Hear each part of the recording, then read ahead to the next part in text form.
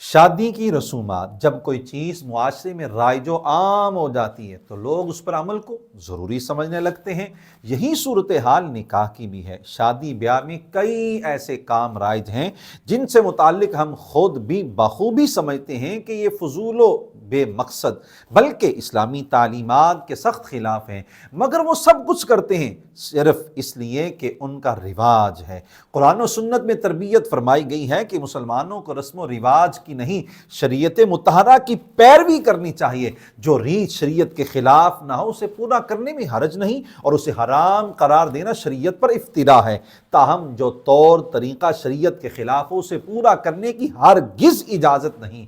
ارشاد نبوی رسول اللہ صلی اللہ علیہ وآلہ وسلم نے خطبہ حجۃ الوداع کے عالمگیر پیغام میں یہ کلمات بھی ارشاد فرمائے: الا کل شیء من امر الجاہلیۃ تحت قدمی موضوع، یعنی سن لو، جاہلیت کی ہر چیز کو میں اپنے پاؤں کے نیچے روند کچل کر باطل و ناقابل عمل قرار دے رہا ہوں۔ شادی کی رسموں کا حکم، شادی کے حوالے سے رائج رسوم و رواجات کو ایک ایک کر کے ذکر کرنا تو مشکل ہے۔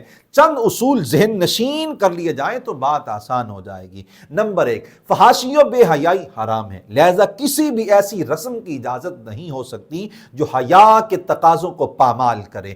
نمبر 2، بد نگاہی جہنم میں لے جانے والا کام ہے، اور نکاح کا مقصد نگاہوں کو محفوظ کرنا ہے۔ اگر تقریب نکاح کا انداز ایسا ہو کہ نگاہوں کے تقدس کا جنازہ نکل جائے تو اس کی شریعت میں کوئی گنجائش نہیں۔ نمبر 3، قرآن حکیم نے اسراف، فضول خرچی کو شیطانی کام قرار دیا ہے۔